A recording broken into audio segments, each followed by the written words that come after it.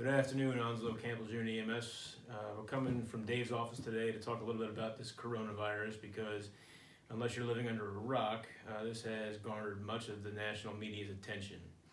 So there's a lot of fear that's being promulgated about this virus, and in reality, some reviews that have been done by health experts say that the chance of an American actually contracting and dying from this virus are almost near zero. That being said, we are vigilant personnel who are charged with taking care of anybody, anywhere, at any time. So I would like you guys to utilize the same type of mentality that you addressed Ebola, hemorrhagic fever, about 5 years ago for this specific virus. We are currently working with PSAP protocols to identify folks who are at risk from travel to mainland China. If you're not familiar with the numbers, about 28,000 cases have been diagnosed inside China, about another 600 cases or so outside of China, and about 900 fatalities. The vast majority of those fatalities are in elderly or immunocompromised people, just like we would see with any other viral syndrome that stresses the system to a point where it can no longer compensate, right? So if you don't have a very good immune system or you don't have a lot of physiologic reserve, you're not going to be able to tolerate something like this. The vast majority of us who are healthy, who have fully competent immune systems, will treat this like a really, really bad cold or flu. How does it get transmitted? It's a respiratory virus. So that means that it's going to live on inanimate objects like doorknobs and other fomites. And we can treat this by cleaning our gear, cleaning our ambulance, cleaning our workspace with an antibacterial virucidal disinfectant. Purell, something like that's going to do just fine. So if you don't carry a bottle of Purell with you already, number one, you're crazy. And number two, I would suggest that you invest $1.99 and buy yourself a bottle of Purell.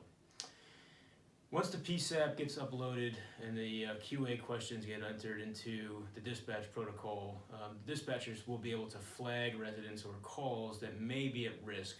Number one being, have you traveled to China or mainland China in the last 21 days? Have you been in contact with anybody with a known diagnosis of novel coronavirus 2019? Or have you been in contact with anybody who may be at risk of having this diagnosis? Those are going to be our red lines. And if we trip one of those red lines, the expectation is that you're going to treat this like any other infectious disease call, just like we did with Ebola. So fortunately, unlike Ebola, we don't have to have a PAPR, we don't have to have a level C suit. This is just simply mask, gloves, gown, eye protection, right? We want to keep the snot out of where snot shouldn't be, namely our body parts. Additionally, we need to really consider whether or not the things that we would do for somebody puts us at risk, and if they do put us at risk, we need to mitigate that risk to the lowest level possible. So aerosolized devices like albuterol inhalers or BiPAP, CPAP, bag valve masks, we need to be very judicious about who we apply that to. I'm not really telling you anything you don't already know, right? We shouldn't be prescribing or completing medical treatments on people that don't necessarily need them. But if that is the case, then we do need to employ this on somebody who is a person under investigation or a suspected case or a confirmed case of coronavirus. Then there's additional implementation measures, force protection measures that we have to consider. And we can get most of that done with a HEPA filter. You already have HEPA masks, you already have N95 respirators on board. You know, they're there for a reason. They're not just part of the inventory checklist so that the state can torture us and fail ambulances when they show up to the hospital. These items are there for these types of situations. So I would encourage you to use those if you are ever unsure or concerned that you may have been exposed to something, not just novel coronavirus, but any other pathogen that you don't necessarily want inside your body. Lastly, common sense prevails. I wish I could tell you that this was very scientific and had to be a PhD virologist to combat this thing.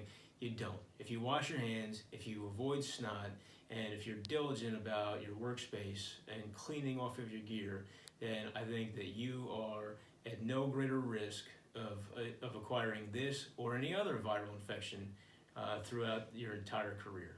And the last one I'm going to hit on is immunizations. If you haven't gotten a flu shot, I encourage you to get a flu shot just simply because we pay a lot of attention to this 2% case fatality, 900 people dead. But so far this year, 6,000 people have died from influenza. So I'll leave you with those statistics. And like Mark Twain said, There's statistics, damn statistics, and lies. You guys can decide which one that I've just told you. Y'all be safe out there, and hope to look forward to seeing you the next time I'm on the road. Thanks.